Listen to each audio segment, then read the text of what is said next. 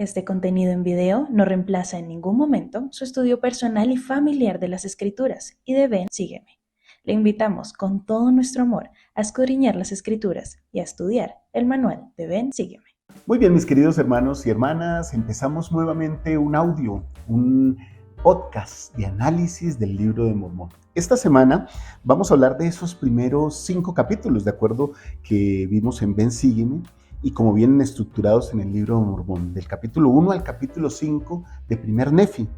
Y bueno, este mensaje, podríamos decir, es un mensaje fresco. Recuerden que este podcast viene acompañado de una clase de escuela dominical que acompaño con ustedes y que comparto con ustedes todos los domingos en la mañana. Si aún no han visto la clase de escuela dominical, espero que la puedan ver y la puedan disfrutar y puedan compartir conmigo sus sentimientos en esa clase de escuela dominical tomada del manual de Ven, Sígueme y de las Escrituras. Este podcast también está tomado de las Escrituras, de documentos, de manuales de institutos y también, bueno, del conocimiento que he adquirido durante más de 35 años de miembro de la iglesia y más de 30 años de ser maestro de institutos y de compartir con los jóvenes y de mis propias vivencias y estudio personal de las Escrituras. Así que espero que hoy me puedan acompañar porque hay muchas cosas que estudiar aquí. Lo primero que tengo aquí para hablar con ustedes es la importancia de la obediencia, de la fe y de la perseverancia. Toda esta familia, incluido Lamán y Lemuel, podríamos decir, porque a veces los excluimos a ellos, bueno, todos tuvieron que hacer grandes esfuerzos por seguir al Señor, por obedecer. Finalmente todos se dispusieron a seguir al Señor. De la misma forma que muchas veces en una familia nosotros tomamos la decisión de hacer la noche de hogar. Vamos a poner solo ese ejemplo sencillo. Decidimos hacer la noche de hogar.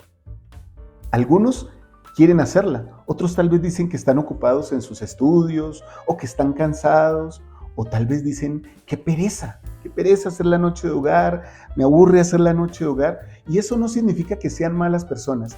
Si vamos en esencia, pues es que lo que se le pidió a Lamán y a Lemuel, y con esto no estoy justificándolos, es bastante fuerte, bastante grande. Bueno, esta familia vive muy cómoda, por cierto, porque tenemos instrucciones y sabemos, y lo vamos seguramente a estudiar y lo vamos a ver en este podcast. Viven muy cómodos, viven bien, seguramente son jóvenes, porque son jóvenes que tienen su vida social también, sus amigos, y de repente un papá que ellos llaman visionario les dice, bueno hijos, hay que salir, hay que partir. ¿Cuántas veces a ustedes que tienen ya hijos un poco mayores, porque a mí sí me ha pasado, uno le dice a los hijos, vamos a hacer tal cosa? Ay, no, papi, yo no quiero. Ay, no, papá, yo no quiero hacer eso. Imagínense eso para una decisión pequeña, de un paseo, de unas vacaciones, de una salida familiar. Tomen en cuenta esto y piensen ahora en lo difícil que debió haber sido para una familia y unos hijos ya mayores seguir a un papá a una aventura totalmente desconocida que ni siquiera él sabía el punto exacto para donde iban, dejando y abandonando todo lo que eran, lo que habían sido y lo que habían obtenido durante toda su vida. Así que el mensaje principal de estos 5 capítulos pues nos enfatiza la importancia de tener fe, representada en los personajes que la ejercen, como Nefi, como Leí, como la misma Saría, que a veces también flaquea lógicamente como una madre preocupada por sus hijos, y la posición de Lamán y Lemuel, que tal vez dicen, no sabemos si estamos haciendo lo correcto. ¿Quién nos dice que vamos a hacer lo correcto? En esa búsqueda de la voluntad de Dios podemos encontrar la importancia también de las Escrituras como la fuente divina de las cosas que Dios quiere para nosotros. Yo tengo mucho que hablar aquí con todos ustedes. Resulta primero que han pasado 30 años desde que Nefi sale con su padre Leí y sus hermanos hacia el desierto. Salen de Jerusalén, de todas esas comodidades que hemos hablado. Y ahora ya están en la tierra prometida. Ustedes dirán, pero espera hermano, ¿nos saltamos todo eso? No, es que los primeros capítulos de Primer Nefi, o más bien todo Primer Nefi, son palabras que se escriben después de 30 años de haber salido de la tierra prometida. Entonces, Nefi recibe un nuevo mandato, ¿sí? Que es hacer unas planchas, que es hacer algo nuevo, ¿sí? Que es hacer algo que el Señor le manda hacer. Ya lo vamos a a estudiar, porque él recibe ese mandamiento nuevo en el cual se le indica hacer otro registro. Si ustedes quieren, lo pueden leer en 1 Nefi 9, en los versículos del 1 al 5. Encuentran todo esto, todo este mandato que el Señor le da a Nefi, que Nefi de hecho dice, ni siquiera sé, o sea, qué es lo que el Señor me ha mandado. Si les parece, vamos a leerlo nosotros aquí.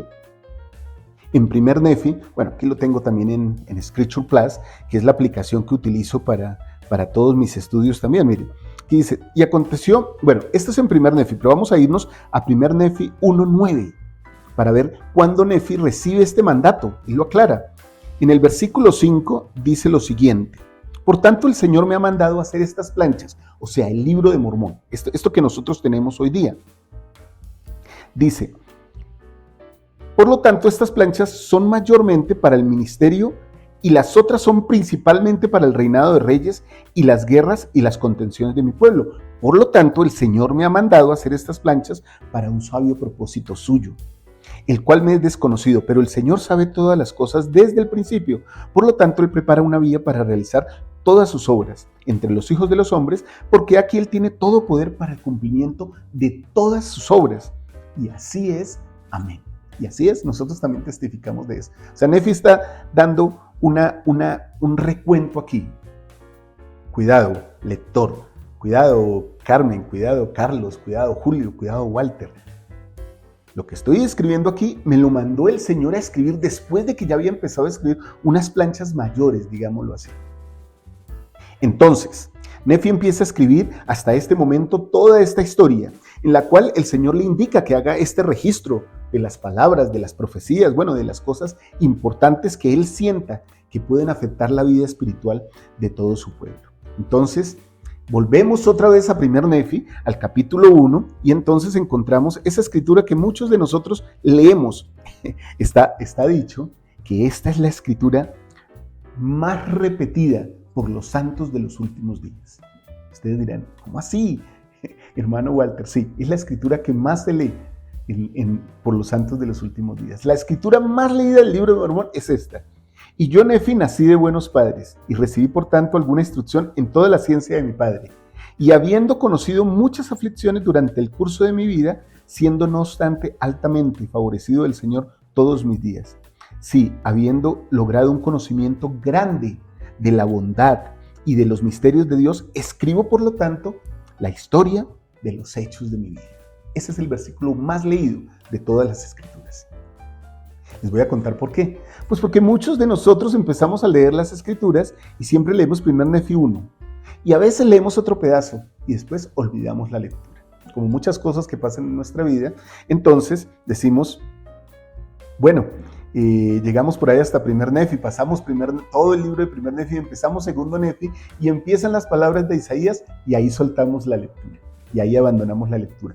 Entonces al mes, a los 2 meses, cuando queremos volver a leer, volvemos otra vez. Ahora sí voy a leer el libro de Mormón. Empezamos desde el 1 Nefi 1 y otra vez leemos ese versículo. Pero ese versículo, bueno, ¿qué cosas tiene? Mucha sabiduría. Cada uno de nosotros dirá en algún momento si nació de buenos padres o no. No puedo decir que todas las personas nacimos de buenos padres, porque seguramente alguno de ustedes que me está oyendo puede decir, no es mi caso, yo no nací de buenos padres. Ahora, ¿qué se le deben a esos padres? Bueno, la belleza de la vida, que nos dieron la vida. Pero en general, la mayoría de nosotros venimos de buenos padres.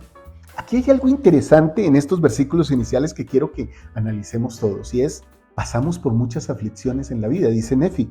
Dice, vivimos habiendo conocido muchas aflicciones durante el curso de mi vida, dice en ese versículo. Disculparán por allá a mi perrita. Entonces, Nefi encuentra aquí, o más bien nos expresa algo que es un común de todos los santos y de todos nosotros, y es el dolor. En esta tierra sufriremos aflicción. Y Nefi lo deja claro ahí. Voy a relatarles mi vida. Voy a compartirles mi vida. Ahora, ojo, atención, tuve muchas aflicciones en mi vida. No obstante, dice, voy a contarles los hechos de mi vida. Pero fue una vida con aflicciones, pero fui favorecido del Señor. ¿Cuántos de nosotros, mis queridos hermanos, no podríamos decir eso mismo? Que fuimos favorecidos del Señor, que el Señor nos bendijo, que el Señor nos ayudó. Si tuviéramos que enumerar hoy día nuestra vida, en los años que llevamos vividos, es posible que si hiciéramos una lista de penalidades o de cosas, de aflicciones, y una lista de bendiciones, y con esto no quiero decir que seamos desagradecidos, tal vez encontráramos que hemos padecido muchas cosas también. Entonces, ¿por qué Nefi nos dice esto? ¿Por qué Nefi nos dice esto de que vino de buenos padres, pero también nos dice que ha sufrido muchas aflicciones? Porque ahí hay dos denominadores comunes que él tiene con nosotros y dos pruebas más fervientes de la veracidad del libro de Mormón. Por un lado, todos tenemos buenos padres. Bueno, con excepciones, como ya dije hace un ratito. Todos nacemos de buenos padres, que nos dan la vida, nos dan la crianza que pueden, nos dan el alimento, el sostén. Y por otro lado, todos tenemos aflicciones. Ahora, déjenme decirle esto, mis amados hermanos. El libro de Mormón, como lo decía un video hace muchos años y una canción, es un libro de actualidad, es un libro real. No es una metáfora, no es una fábula, no es una invención, que de pronto alguien se sentó como José Smith y dijo, voy a escribir este libro y lo que se me vaya ocurriendo. No sucedió así. El libro de Mormón es la historia, como dice el manual de Ven, Sígueme, de una familia real, de una familia que padeció, que se angustió, que sufrió, unos hijos que tenían unos buenos padres. Yo creo que si le preguntamos a Lamán y a Lemuel, tal vez ellos escribirían... Y yo, Lamán, hablemos solo de Lamán, y yo, Lamán, nací de un padre loco y de una madre que lo apoyaba. No tuve buenos padres, me privaron de muchas cosas. Pero Nefi está diciendo aquí que él sí nació de buenos padres, ¿sí? ¿Se dan cuenta entonces cómo la perspectiva cambia de acuerdo a la persona que recibe las cosas? Entonces Nefi nació de buenos padres. ¿Qué diríamos nosotros?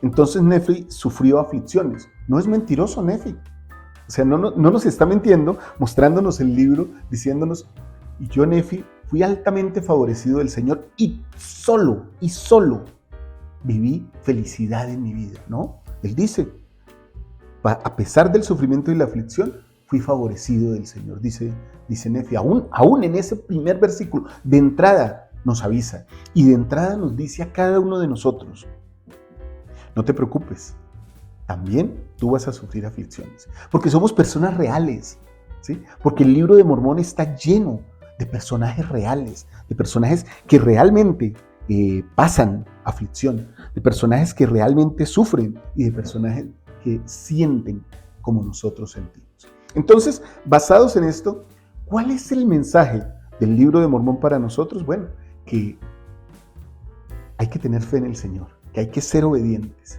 y que sin importar las cosas que pasen, nosotros al estar al lado del Señor recibiremos muchas bendiciones de Él y seremos altamente favorecidos. Tal vez algún día nuestras lápidas en el cementerio, eso puede sonar muy fuerte, pero se diga Walter Posada, altamente favorecido del Señor. ¿Sí? ¿Qué diría la de ustedes? ¿Qué diría la de ustedes? Esto es lo que dice Nefi de él mismo. Bueno, hablemos de otro asunto aquí entonces, que casi no se habla. El libro de Mormón es escrito, ¿sí? Según Nefi nos dice que él hace una relación en el lenguaje de mi padre que se componía de la ciencia de los judíos y el idioma de los egipcios, y que la historia que escribe es verdadera y la escribe de su propia mano con arreglo a sus conocimientos. Entonces, esto se ha llamado como egipcio reformado. Por allá en Mormón 9, dice, Moroni explica que las planchas se escribieron en egipcio reformado, el cual habían ellos alterado según su manera de hablar. O sea, lo hicieron más ligero para ellos hablar, para ellos entenderse. Algunos estudiosos creen que el egipcio reformado es una especie de taquigrafía, algo más ligero. Moroni, en el versículo 33 de ese capítulo 9, explica que si las planchas hubieran sido más grandes, el registro no habría tenido imperfecciones. Lo que nos da a entender que el egipcio reformado, pues entonces es un idioma que tal vez no es tan precioso, no es tan rico, no es tan puro como el egipcio o el mismo hebreo, pero que este tipo de idioma que él escribe ¿sí? O que estos profetas escribieron, que los nefitas aprendieron a hablar y escribir, pues era fácil para dar un punto, digámoslo así, efectivo y poder transmitir un mensaje eficiente, digámoslo así. Lo que tenían a la mano, eso fue lo que utilizaron. Las planchas con sus tamaños adecuados, pues en esas planchas escribieron lo que pudieron. Al fin y al cabo, este no iba a ser un libro para que cualquiera lo leyera. Este iba a ser un libro para que fuera traducido algún día por el poder y la mano de Dios. Así que ellos aclaran, porque como todo escritor, y lo digo por uso personal, con conocimiento personal, todo escritor se preocupa porque sus palabras sean bien entendidas. Seguramente ellos también hacen esas aclaraciones, y Nefi también las hace, y el mismo Moroni al final las hace, porque ellos dicen, bueno, o sea, discúlpenos, ¿sí? Pero miren que ellos también dijeron, y Nefi lo dijo: hago esto para un sabio propósito, el cual me es desconocido. O sea, él no conocía el propósito. Nosotros hoy día conocemos el propósito. El propósito no era que esas planchas las leyera cualquier persona. El propósito era que esas planchas las leyera un intérprete de Dios, un profeta de Dios, un traductor de Dios, con herramientas especiales que solo Dios provee para que las personas lo hagan. Urín y Tumín, piedras de revelador, bueno, el mismo conocimiento y la revelación personal. Todo esto le ayuda a José Smith para leer estos textos escritos en un idioma nuevo, en un idioma no conocido por la humanidad, solo por los nefitas y lamanitas, que llega a traernos semejante mensaje. Todo eso está escrito ahí. Ahora, mis amados hermanos, esos escritos vienen en el Libro de Mormón. A menudo nosotros tomamos correcciones del Libro de Mormón en las escrituras electrónicas. Yo personalmente siempre tengo las escrituras electrónicas a mano y siempre tengo las escrituras físicas. De hecho, tengo mi tripleta, la viejita, la que utilicé cuando era misionero incluso. Esta es mi tripleta casi de toda la vida. Entonces yo leo un versículo acá y lo leo en las escrituras electrónicas, porque en las escrituras electrónicas, detrás de estas escrituras electrónicas hay comités de corrección ortográfica, ¿sí? De mejor dicción, de mejor escritura, que a veces cambian algún término o alguna palabra o algún artículo de las escrituras y nos da mayor claridad de ellas. Todo eso, pues porque el egipcio reformado era el idioma que Nefi conocía y que los profetas de la antigüedad conocían. Ellos escriben de esa manera y lo pasan a un traductor moderno, a José Smith. Y José Smith, con lo que sabe, pasa a los escribas, que seguramente también cometen alguno que otro error. Y todo eso se va arreglando. Eso no quiere decir que el Libro de Mormón no sea el libro más perfecto. Al contrario, muestra en la imperfección de todos los que participan en el proceso que es un libro perfecto, que es un libro de Dios. Porque al igual que la Biblia, pasa por muchas manos y nosotros podemos extraer de ellos lo mejor, el plan de salvación, la doctrina de Cristo. Qué bendición tenemos de tener ese idioma.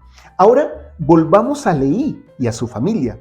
Entonces, nosotros aquí podemos observar varias cosas y quiero hacer énfasis en algunos puntos. Todos estos capítulos nos enseñan varias cosas. La primera, que el Señor contesta las oraciones fervientes y sinceras. Eso lo vemos nosotros ahí en los versículos. Por lo menos, vamos al versículo 5, que ya creo que habíamos tratado. Dice: y aconteció, por tanto, que mientras iba por su camino, Nefi relatando lo que Leí vio, dice, iba por su camino, mi padre Leí oró al Señor, sí, con todo su corazón, a favor de su pueblo. Qué bendición que ya el Libro de Mormón nos muestra aquí que los hombres pueden orar con todo su corazón por lo que desean dentro de él. En el caso de Leí, oró con todo su corazón a favor de su pueblo. Nosotros también tenemos el privilegio de orar a Dios conforme a los dictados de nuestro corazón. Una madre ora por sus hijos, una esposa ora por su esposo, un esposo ora por sus hijos y por su esposa, un abuelo ora por sus nietos, un estudiante ora porque le vaya bien en su secundaria, en su school, en su high school, dicen algunos, en su primaria, en su bachillerato, decimos otros.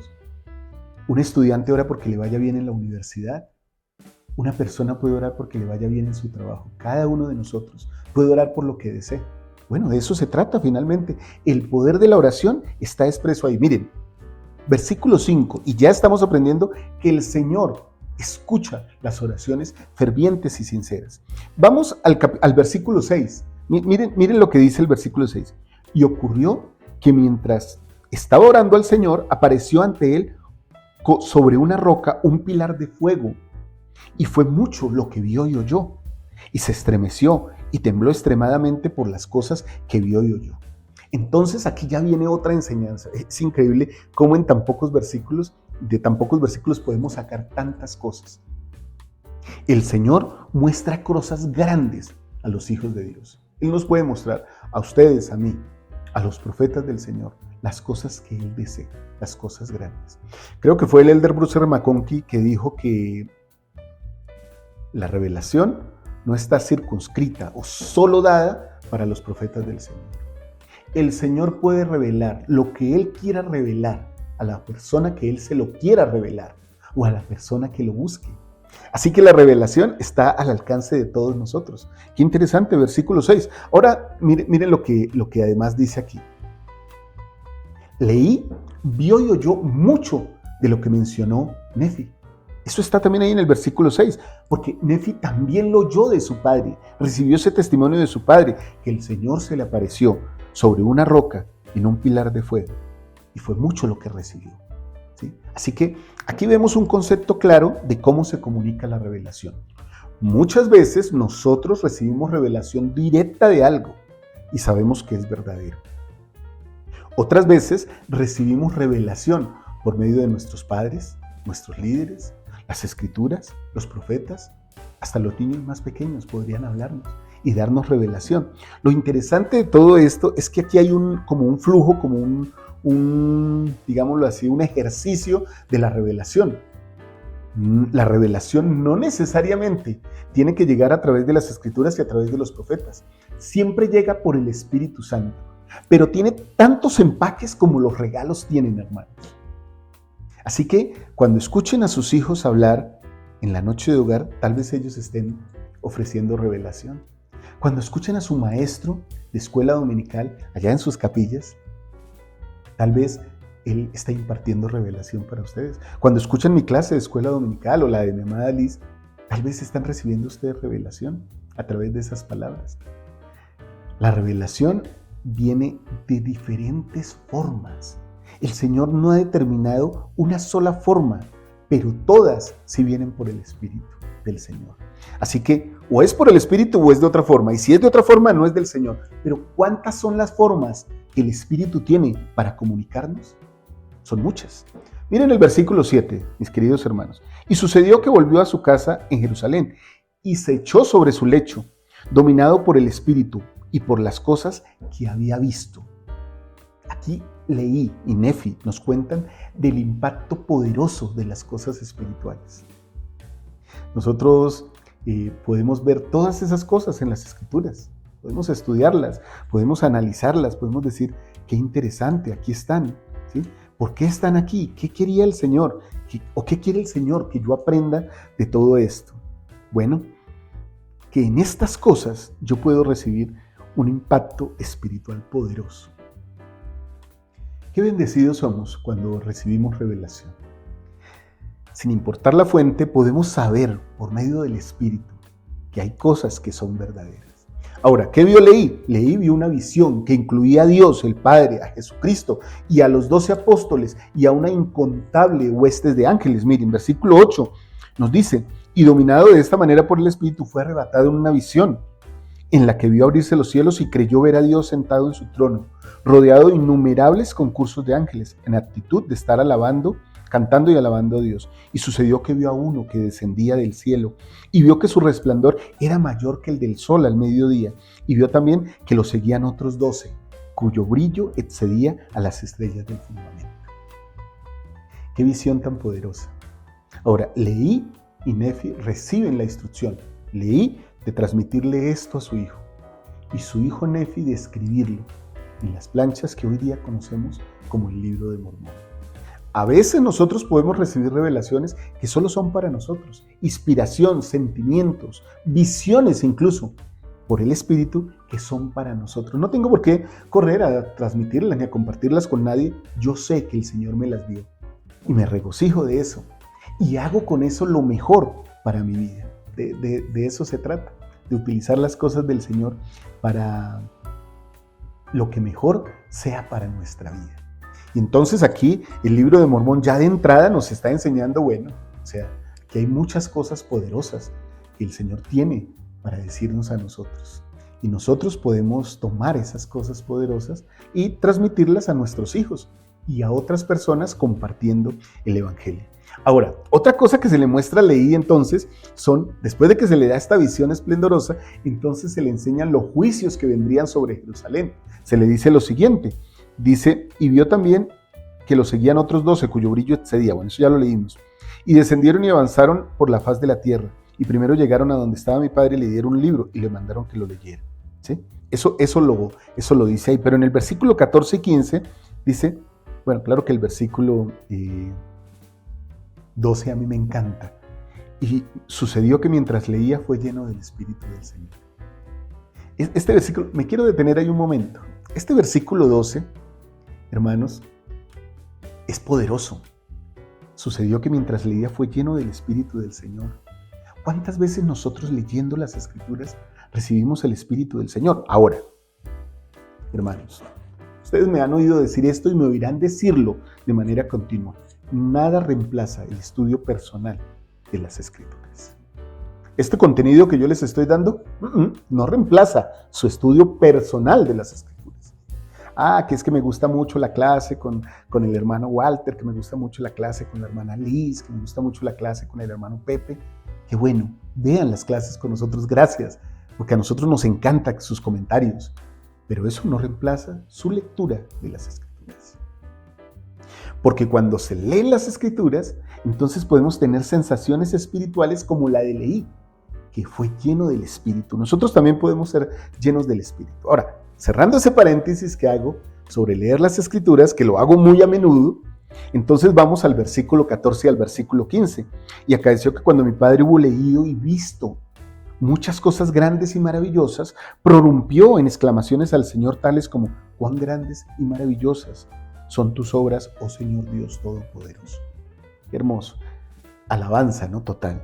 Tu trono se eleva en las alturas de los cielos y tu poder y tu bondad y misericordia se extienden a todos los habitantes de la tierra.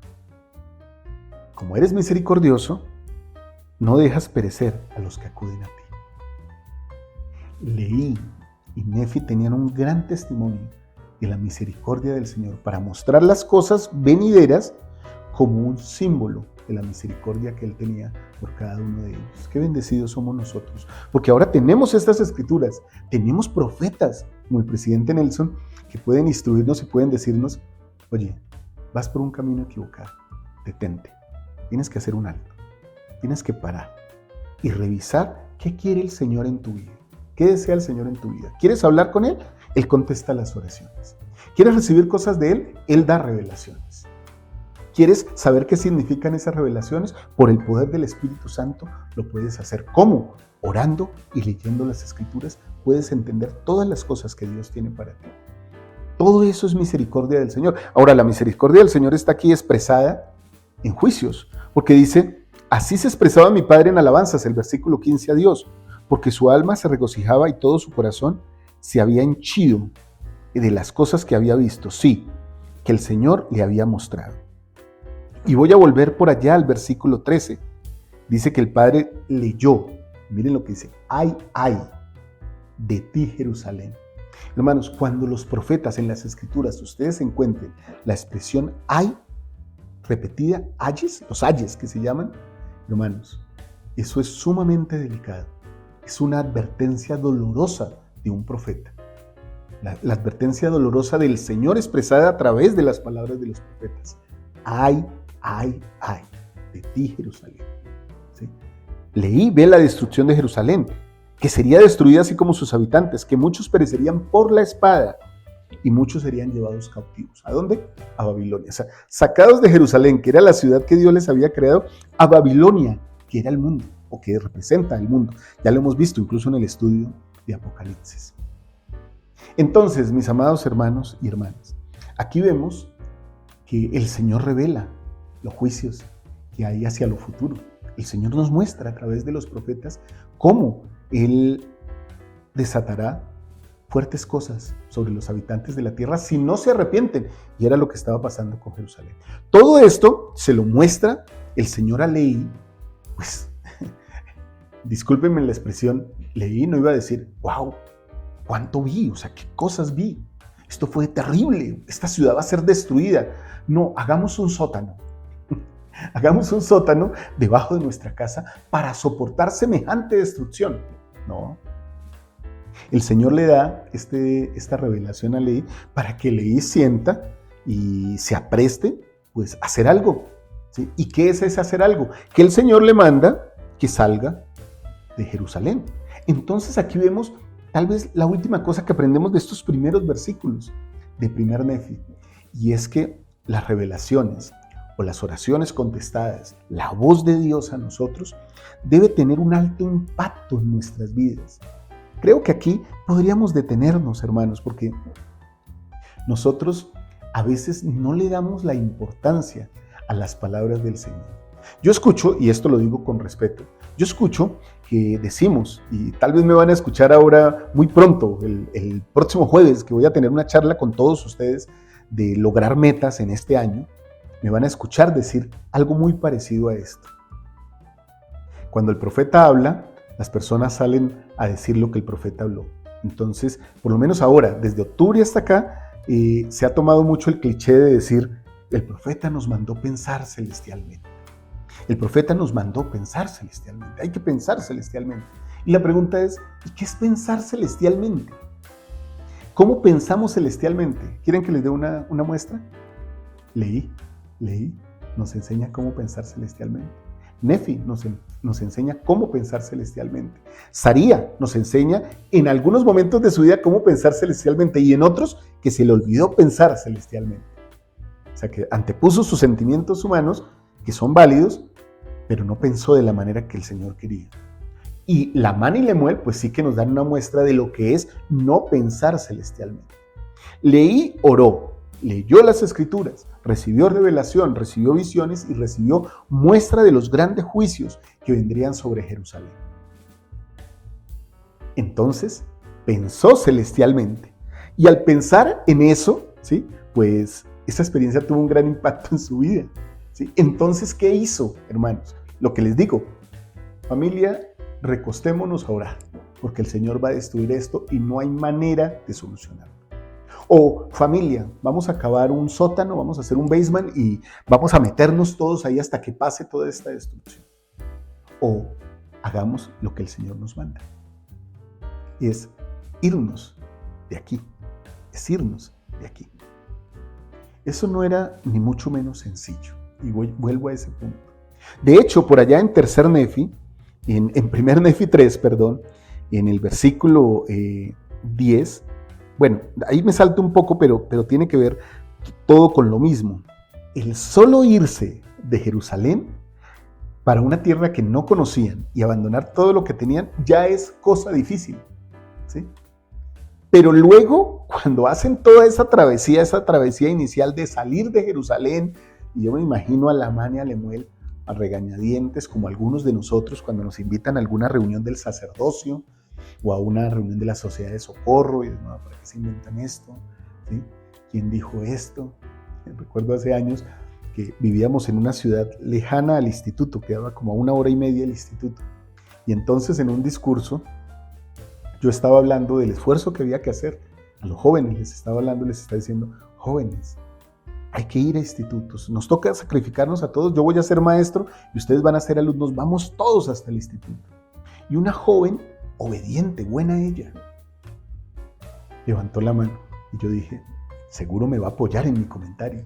Entonces levantó su mano y dijo, presidente, yo le quiero decir, yo sé que el libro de Mormón es verdadero, yo sé que la iglesia es verdadera, pero no me pidan que vaya hasta el instituto que queda tan lejos. Qué decepción sentí en mi corazón ese día. Tuve que respirar profundo para no manifestar lo decepcionado que me sentía de esa bella joven, de esa buena joven. A veces lo que el Señor nos pide es cosa difícil.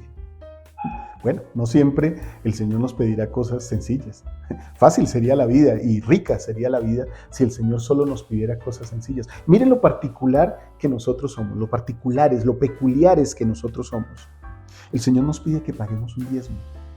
Algunos de los miembros de la iglesia, muchos, en su mayoría, no pagan un diezmo íntegro. Por eso algunos barrios y algunas estacas no son calificadas, pero eso sería lo de menos. Por eso a veces las familias no reciben las bendiciones que el Señor tiene prometidas, porque no pagan un diezmo.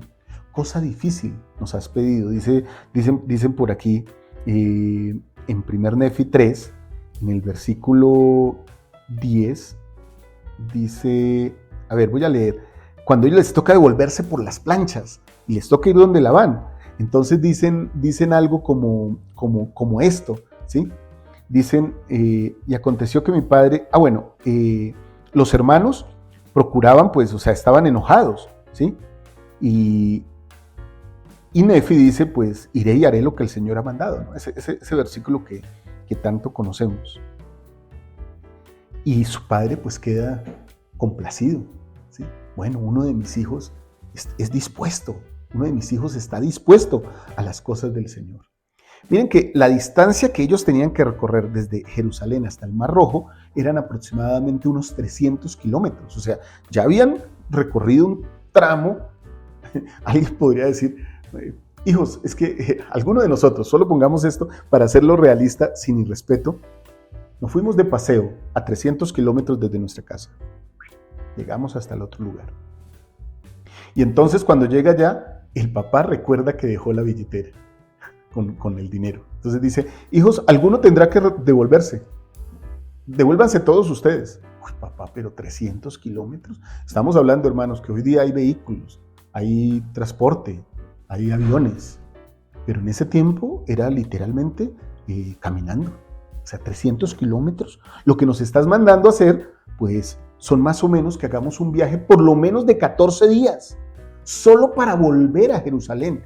Y 14 o 15 días en la adecuación de ellos para regresar otra vez. O sea, estamos hablando más o menos de un viaje sin descansos, digámoslo así, de un mes, más de un mes, a pie, en ida y vuelta. Lo que pasa es que los versículos en el libro de Mormón a veces nos llevan a creer que las cosas son más fáciles de lo que parecen, ¿no? El Señor le pide a Nefi que vaya hasta Jerusalén y Nefi habla con los hermanos y sucede que se van y llegan hasta donde la van. 3, 4, 5 versículos pasan y entonces nosotros decimos, es que fue rápido, o sea, no fue tan difícil, o sea, el Señor les mandó, es que Lamán y Lemuel eran muy malos, eran muy murmuradores. Y claro que Lamán y Lemuel pues eran murmuradores, pero bueno, vuelvo y digo, no estamos justificándolos. Pero la tarea no era nada fácil, Así que dice Nefi que después de eso, pues que él dijo, iré y haré, pues los hermanos les tocó literalmente pegarse a él y emprendieron la marcha hacia el desierto y empezaron a subir a la tierra de Jerusalén. Y miren, en un mismo versículo, dice, en versículo 10, versículo 9, empezamos a subir a la tierra de Jerusalén. Versículo 10, y aconteció que cuando hubimos subido a la tierra de Jerusalén, o sea, ya en un versículo a otro, pasaron los 15, los 20 días de camino hasta allá, de ir por la tierra. Ojo a esto, y tal vez lo digan un poquito más adelante. Esos caminos eran caminos inhóspitos, podríamos decir, o sea, que no habían sido transitados, porque Leí no recorrió un camino que otros habían recorrido, sino salió a ir por donde el Señor le dijo que fuera. No es como coge la autopista y voltea por aquí, voltea por ahí. No, eran caminos que nadie había recorrido. Por lo tanto, piensen en esto. Fieras, animales salvajes, serpientes, víboras venenosas, seguramente. Todo eso había en el camino, más las piedras, el camino, el polvo, el frío, la noche. Bueno, ellos llevaban tiendas y todo eso, pero es igual, o sea, iban a una travesía dura. Pero aquí vemos cómo los versículos, en el 9 dice que salieron y en el 10 ya dice que llegaron. A veces cuando nosotros miramos nuestra vida en retrospectiva, pues las aflicciones son como eso. Uy, hace un año estuve tan mal y ya parece que estoy bien hoy, ¿no? Entonces digo, pero el Señor me ha bendecido, ya pasó un año de eso. Y cuando lo pienso así digo, pasó rápido, pero cuando estaba en la aflicción, eso fue mucho tiempo, ¿sí? Ese mes, esos 2 meses, esos 8 años, no sé cuánto tiempo, fueron mucho y dejaron marca en nuestra vida. Marcas que nos alejaron del Señor o nos acercaron al Señor, ¿sí? En este caso, pues sus hermanos se quejan. Y aquí podríamos hacer nosotros una pregunta. Bueno, todo esto es válido, y digo yo válido en el sentido secular y del mundo, que Lamán y Lemuel se quejen, pero ¿cómo afecta la conducta de una persona o el hacer algo su actitud? ¿Sí? Porque podríamos reflexionar ahí. Aquí no quiero dar una lección de coaching, pues, como lo que soy, ¿sí? Pero una persona que tiene una actitud pésima para hacer algo, pues le es más fácil hacerlo. Ellos tenían que recorrer 300 kilómetros de ida, 300 kilómetros de vuelta. O más, no sé. No. Bueno, es la distancia entre Mar Rojo y Jerusalén, más o menos. ¿Cómo podría mejorar su actitud eso? ¿Recortaría los kilómetros? O sea, si tenían una mejor actitud, ¿los kilómetros serían más corticos? No, seguirían siendo los mismos 300 y punta de kilómetros, ¿sí? Pero su actitud, si hubiera hecho más llevadera toda esta situación, ¿sí? Ahora, a Leí no se le olvidó llevar algo, como en el ejemplo que yo di, que se me olvidó llevar la billetera. No, Leí recibió el mandato del Señor. Por alguna razón, el Señor hizo que salieran para probar su fe. Y por alguna razón hizo que volvieran para probar su fe, por las planchas. El Señor le dice a Leí, vayan, sus hijos tienen que volver y traer esas planchas. Porque si no, ustedes van a estar sin escrituras. ¡Oh, qué poderoso! Van a estar sin escrituras. Si no vuelven por esas planchas, van a estar sin escrituras. ¿Se dan cuenta, hermanos, lo importante que son las escrituras? Otra vez vuelvo a ese punto. Si ellos se hubieran ido sin las escrituras, sin esos anales, ¿qué los hubiera instruido? Ahora, nosotros no tenemos que viajar mucho. Nosotros tenemos las escrituras físicas, electrónicas. No tenemos que ir 300 kilómetros para traerlas. Podemos prenderlas o abrirlas. Y ahí ya las tenemos. ¿Cómo apreciamos nosotros esas escrituras? Bueno, hay que ver todo esto que pasa aquí. Luego, es interesante ver que se disputa como digámoslo así, como el liderazgo de la familia. Los versículos siguientes, en el capítulo 3, dice que fallaron, que Lamán dice que echaron suertes y Lamán fue hasta la casa de Labán y habló con Labán. Y le pidió a Labán los anales. Yo me imagino de forma muy educada, ¿no? Señor Labán, por favor, denos los anales y los necesitamos. Pero él no quiso, ¿sí? Y le dijo que él era un ladrón, ¿sí? Y que lo iba a matar. Entonces Lamán huye desesperado, pues lo van a matar. O sea que no solo le dijo, tú eres un ladrón y te voy a matar, sino que seguramente fue una amenaza fuerte, ¿no? Entonces Lamán les cuenta a sus hermanos, no, sucedió esto es terrible, ¿sí? Y bueno, todos pues empiezan a entristecer, como cuando uno quiere hacer algo y las cosas no le salen bien. Y aquí hay otra enseñanza. Nosotros muchas veces creemos que el hacer el bien va a hacer que todo nos salga bien, ¿sí? O sea, voy a hacer esto que es bueno, entonces el Señor va a hacer todo para que a mí me vaya bien. Pero no sucede así, hermanos. El Señor manda y la fe es probada. Entonces, un jovencito que sale a la misión, pues a veces piensa que todo va a ser color de rosa en la misión. Voy a predicar. ¿Qué mal me puede pasar? ¿Qué malo me puede pasar? Voy a predicar, estoy en la obra del Señor. Y dicen las mamás, y con mucho amor lo dicen, está en las manos del Señor, y efectivamente está en las manos del Señor. Pero eso no quiere decir que el jovencito allá no se vaya a enfermar, no vaya a sufrir desánimo, no vaya a tener malos compañeros, porque hay otros jovencitos que van con el mismo ánimo, pero allá se desaniman, como Lamán y Lemuel, ¿no? O sea, algunos tuvimos compañeros, siendo nefis, tuvimos compañeros como Lamán y Lemuel, que de todo se quejaban y por todo lloraban, y bueno, o sea, no querían a veces ni estudiar. Yo tuve compañeros misionales que ni siquiera querían a veces estudiar las escrituras. Tuve hasta compañeros groseros. Algún compañero alguna vez me agredió físicamente. Imagínense esto. O sea, todas esas cosas las pasa uno, aún cuando está embarcado en la causa del Señor. Entonces, pues Labán les dice esto y todos empiezan a entristecer, ¿sí? Pero Nefi, ¿sí?, les dice, así como vive el Señor y como nosotros vivimos, no descenderemos hasta que no hagamos esto que el Señor nos mandó. O sea, hay que cumplir lo que el Señor nos pidió por medio de nuestro Padre. La obediencia total de Nefi. Por tanto, seámosle fieles en guardar los mandamientos al Señor. Descendamos pues a la tierra de herencia de nuestros padres, pues aquí Él dejó mucho oro y plata y toda clase de riquezas. Esto nos da una clara idea de la vida que ellos vivían. Leí era un hombre rico. Miren, aquí lo dice. A la tierra de nuestra herencia de nuestro padre, pues aquí Él dejó oro y plata y toda clase de riquezas. O sea, no era que Leí salió con lo que tenía puesto porque era un pordiosero, era un hombre pobre. Leí y Saría vivían muy bien y sus hijos vivían muy bien. De ahí el dolor de ellos de haberse ido, de Labán y Lemuel, ¿sí?, de haberse ido. Dejaron todas sus comodidades y aún sus riquezas. Pero Nefi piensa, pues llevémoslas, ¿cierto? Y bueno, o sea, perdón, no las llevemos porque Jerusalén va a ser destruida. Pero sí podemos tomar estas riquezas y tal vez las podamos intercambiar. Intercambiémoslas, ¿sí? Digámosle a Labán, con todo su poder, pues que le damos estas riquezas y que él nos dé las planchas. O sea, nosotros te damos estas riquezas y tú danos las planchas. Una transacción comercial, literal. Era una compra. Vamos a comprarte estas planchas. ¿Cuánto valen estas planchas? Mi querido amigo Labán, ¿cuánto valen? Si es por, diríamos aquí en Colombia, en mi país, diríamos, si es por plata, no se preocupe, ¿sí? Aquí hay suficiente. ¿Cuánto dinero quieres por esto?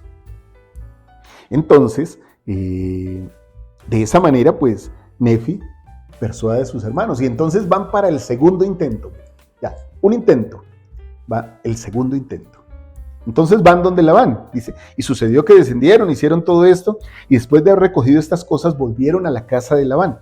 Y aconteció que entramos donde estaba Labán y le pedimos que nos diera los anales que estaban grabados sobre las planchas de bronce, a cambio de los cuales le entregaríamos nuestro oro, nuestra plata y todas nuestras cosas preciosas de Labán. O sea, ¿quieres todo nuestro oro? ¿No te alcanza? Te damos todas nuestra plata. ¿Pero quieres? ¿Tampoco te alcanza? Entonces te damos todas nuestras cosas preciosas. Es una oferta. Tómala. Tú no tienes esos anales allá guardados. Dánoslos a nosotros. Nosotros te ofrecemos todo esto. Yo me imagino, y hoy día en la cuestión de las transacciones comerciales, el valor de las cosas suben cuando tú muestras necesidad de ellas. Cuando tú muestras que necesitas algo y le muestras al vendedor que necesitas algo, el vendedor inmediatamente dice, pero es que solo tengo esa. Sí, y entonces sube el precio. Pero a Labán no le interesaba venderlos ni mucho menos. Dice que cuando Labán era un hombre perverso, malo, inicuo, dice que cuando él vio sus bienes y que eran grandes en extremo, los codició. Dice, los codició. Y entonces los echó fuera y mandó a su siervo que los mataran a fin de apoderarse de nuestros bienes. O sea, tuvieron que salir corriendo. Dice, sucedió que fuimos delante de los siervos de Labán y nos vimos obligados a abandonar nuestros bienes que cayeron en manos de Labán. Hermanos. Ahora, ¿quién nos dice a nosotros que lo que el Señor estaba pidiendo de irse a la tierra prometida y después volver por las planchas era una tarea fácil? Seguro que no. Así que esto no era tarea fácil, ¿sí?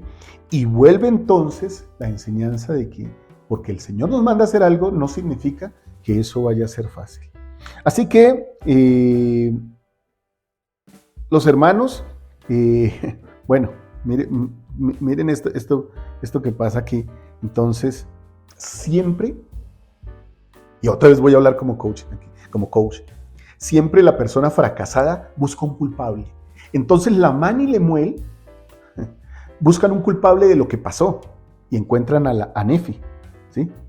Y entonces hablan palabras ásperas contra ellos.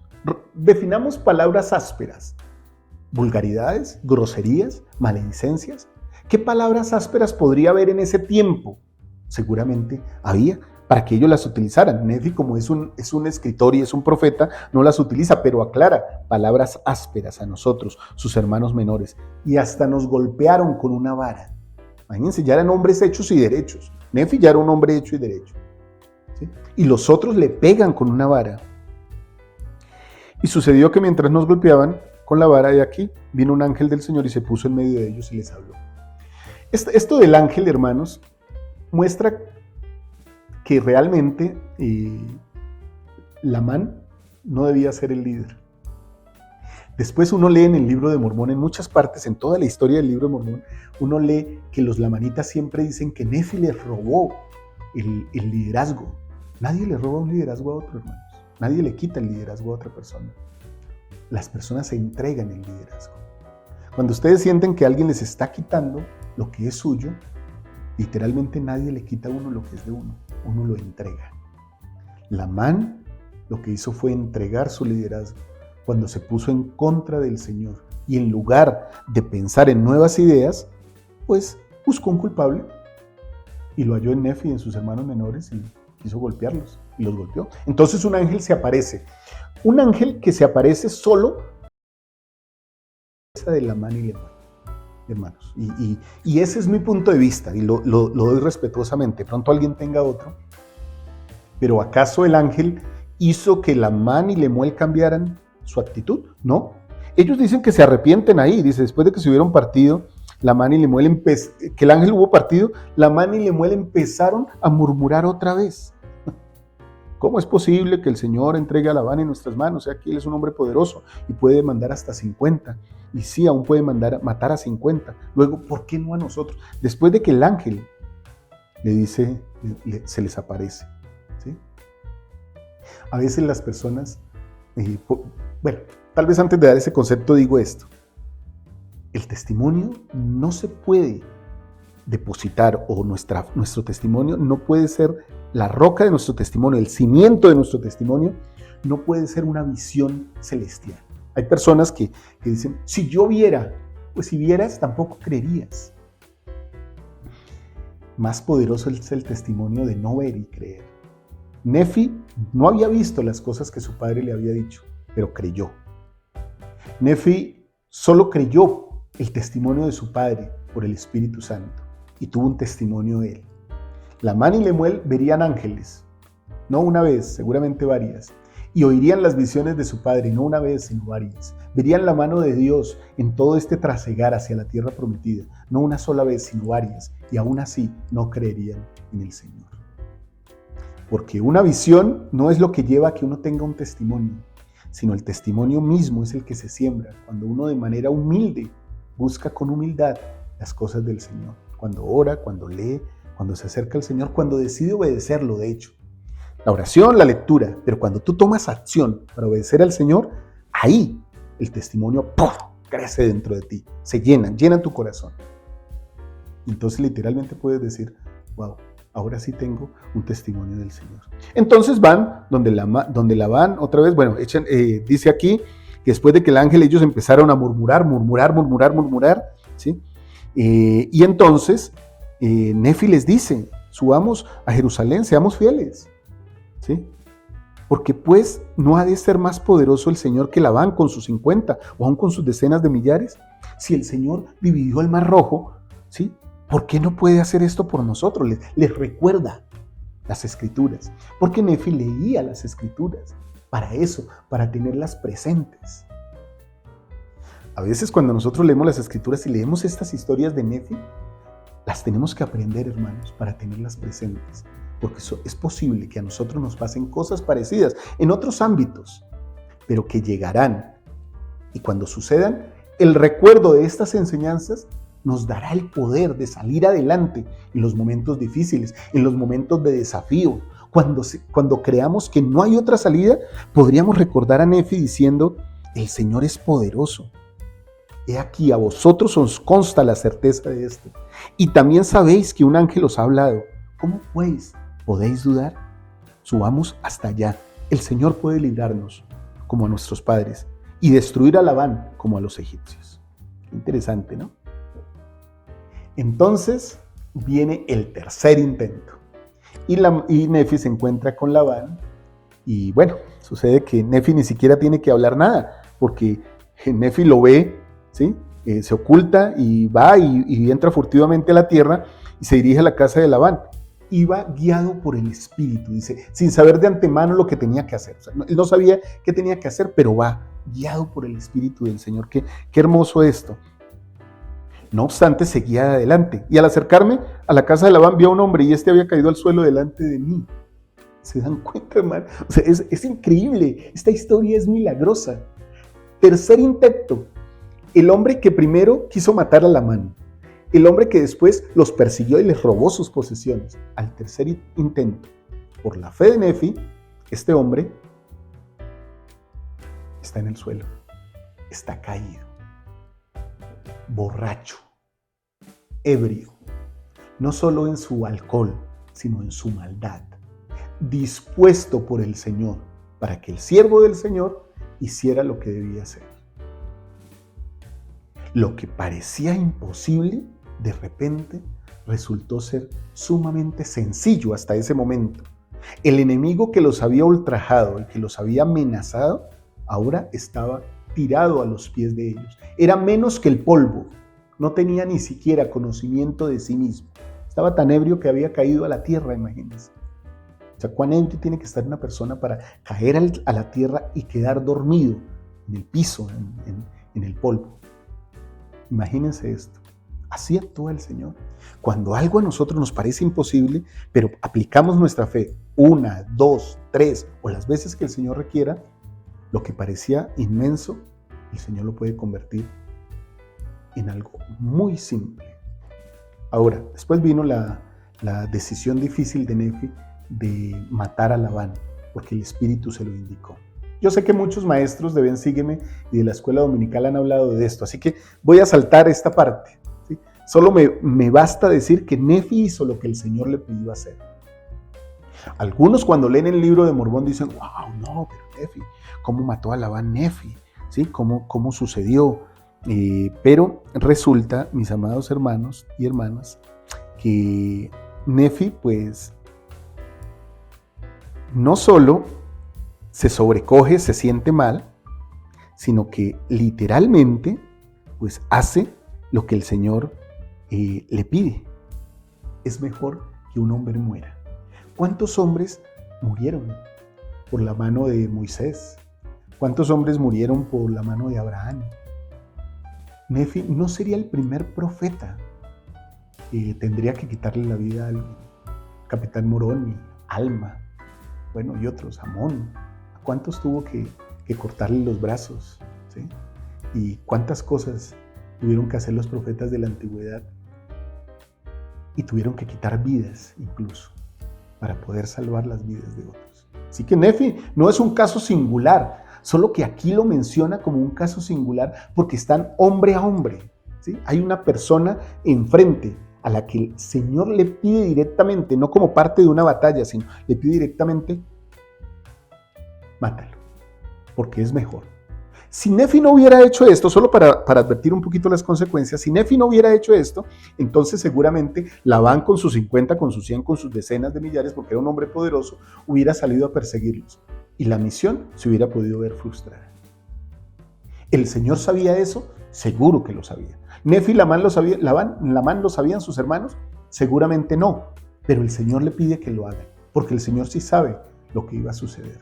Luego de eso, entonces Nefi se apodera de las planchas, de los anales, se va, pero su siervo, Zorán, el siervo de Labán, el que le ayuda, pues ve a Nefi, y como lo ve disfrazado, pues, y Nefi le pide las planchas, pues Zorán lo sigue, y cuando ya van en cierta parte, Zorán como que reconoce que este no es su amo, porque ve a los hermanos de Nefi allá a lo lejos. Seguramente él mismo había presenciado toda la escena anterior cuando Labán los echó de su casa y cuando les robó sus bienes, hasta se rió de ellos de pronto, y los ve y dice, me van a matar ahora a mí. Entonces Nefi pues lo toma, ¿sí? Y cuando Során se asusta, pues entonces Nefi lo toma y le jura. Le dice, vive el Señor y como vivo yo. El juramento más importante que había entre los semitas, ¿sí? Entre toda esta cultura. Un juramento era poderosísimo, ¿sí? No te haré daño. Vive el Señor y vivo yo, que no te haré daño, ¿sí? Során inmediatamente se tranquiliza, porque ese juramento pues es muy importante. Si vas con nosotros, por tanto, si bajas al desierto donde está mi Padre, habrá lugar para ti entre nosotros. Tal vez a nosotros nos sorprenda el efecto milagroso del juramento de Nefi y Azorán. Bastaron unas pocas palabras, según esto, convencionales para que él ya confiara. Pero lo que sucede aquí es que el juramento permanece y estas personas le daban un poder grandísimo al jurar. Mientras que todo esto está pasando, hermanos, pues Saría, ya pasan muchos días, todos sus hijos están en una misión, ¿sí? Entonces Saría se queja. Y aunque no podemos justificar que Saría haya murmurado, antes de juzgarla con demasiada dureza, deberíamos recordar cómo una madre ama a sus hijos, como lo que es más preciado para ella en su vida. Y no era solo uno, eran todos. Así que la ausencia es durísima para ella. Su misión era casi imposible. El libro de Mormón nos relata que ella se murmura, se queja, pero ella no sabía que el Señor ya traía de regreso a sus hijos. Es posible que haya dicho, ahora sé con certeza, después de que los vio llegar, ahora sé con certeza, según nos dice en las Escrituras. Ahora sé con certeza, ahora reconozco. En el capítulo 5 creo que dice Saría, en el versículo 8 dice, y ella habló diciendo, ahora sé con certeza, mire, que el Señor me ha mandado a mi marido que huya al desierto. Ahora sé con certeza. También todas estas cosas pasaron para que todos tuvieran un testimonio. Todos lo lograron, menos Lamán y Lemuel. Todas estas idas y venidas, menos Lamán y Lemuel. Sí, y también sé de seguro que el Señor ha protegido a mis hijos, los ha librado de las manos de Labán y les ha dado el poder para llevar a cabo lo que el Señor les ha mandado. Y según esta manera de hablar se expresó ella. Y aconteció que se regocijaron en extremo y ofrecieron sacrificios y holocaustos al Señor y dieron gracias al Dios de Israel. Aquí hay algo que me impacta de las culturas antiguas. Me voy a saltar un momentico de Saría, ya para terminar. Y es que los antiguos, cada vez que algo bueno les pasaba, celebraban y agradecían. ¿Sí se dan cuenta que las Escrituras están llenas de esos ejemplos? Pasó algo bueno, el Señor nos bendijo, entonces ahora celebremos y honrémoslo. ¿Hacemos lo mismo nosotros? Nos pasa algo bueno, el Señor nos bendice, le agradecemos, vamos al templo, damos una ofrenda generosa en honor, alabando al Señor. Interesante cosa que nos enseñan las Escrituras. Ahora, hermanos, no murmuremos, no nos quejemos. El Señor entiende a Saría y a veces nos entiende a nosotros cuando perdemos el buen ánimo para hacer las cosas. Claro, somos seres humanos, somos imperfectos. No que lo digamos en un púlpito, sino que el Señor ya lo sabe y todo el mundo lo sabe. Pero esa imperfección no nos debe llevar al hecho de que nuestra fe sea mediocre o que nuestra fe hoy esté bien, mañana esté mal, hoy esté bien, mañana esté mal, mañana esté bien, pasado esté mal. No puede ser así. Nosotros no podemos vivir la vida como en un columpio, como en un balancín de emociones. Nuestra fe debe mantenerse, ¿sí? No debemos ser viento de la mala actitud, estar declinando cada vez. Y cuando las cosas están bien, Dios, qué grande eres. Y cuando las cosas están mal, Dios, ¿por qué nos haces esto? ¿Sí? Estaba recordando, hermanos, con mucho respeto, que alguien me comentaba que en su barrio había una familia que iba cada 6 meses a la iglesia. Iba periódicamente, no iba muy seguido, pero cada que iba era día de testimonio. Y cuando iban para agradecer que Dios les había bendecido con algo porque habían tenido tiempo muy malo. Pero después abandonaban la iglesia y después volvían a los 6 meses al año otra vez a dar testimonio y después abandonaban la iglesia. Y todos tienen derecho a hacer como quieran, pero a nosotros se nos pide guardar nuestra fe. Creo que fue lo que le faltó un poquito a Saría, tener esa certeza antes de ver a sus hijos regresar, tener esa certeza. Pero como ella necesitaba esa certeza, pues el Señor se la dio. Y ella entonces dice, ahora sé con certeza, cuando ve regresar a sus hijos. Por eso cuando en el tercer viaje que hacen por la familia de Ismael, que lo vamos a ver la próxima semana, pues nadie pone problema, porque ya saben que el Señor responde las oraciones. Que nosotros aprendamos a saber estas cosas, a tener el Espíritu, a leer las Escrituras, a orar, a saber que el Señor responde las oraciones, que la revelación viene por medio del Espíritu y que el Señor protege, no que allana el camino, pero sí que brinda la solución a cada cosa que Él nos pide que hagamos. De eso testificamos en este día. Y comparto todas estas cosas con ustedes, invitándolos, claro, a que vean nuestras clases, la clase de escuela dominical, para que descarguen ahí en esa clase la liaona del conocimiento, del estudio. No se la pierdan. Ahí ustedes ven, abren la clase, salió ayer en la mañana, la abren, y ahí abajito, en la descripción, dan clic y ven abajo un enlace que dice liaona del estudio o del conocimiento, que dice liaona del estudio del conocimiento. Entonces ahí dan clic y pueden descargar esa liaona. Es un documento con un resumen muy bonito que hacemos con mucho amor para todos ustedes. Les invito también a ver la clase de Liz. Y si no vieron la charla dominical de anoche, que la vean. Les invito a todas estas cosas. Gracias, hermanos, por estar conmigo, por aguantarme en esta hora casi que hablamos del Evangelio. Estamos casi una hora aquí completa con ustedes. Gracias por todo lo que son y por lo que se esfuerzan por llegar a ser más semejantes a nuestro Salvador Jesucristo. Espero que al menos con esto lo seamos un poquito más, un poquito.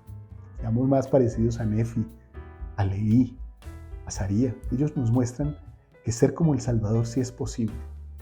Y nosotros también podemos lograrlo en nuestras empresas, en nuestras cosas difíciles. También podemos contar con su compañía y saber con certeza que Él vive. Les amo mucho. Chao, chao.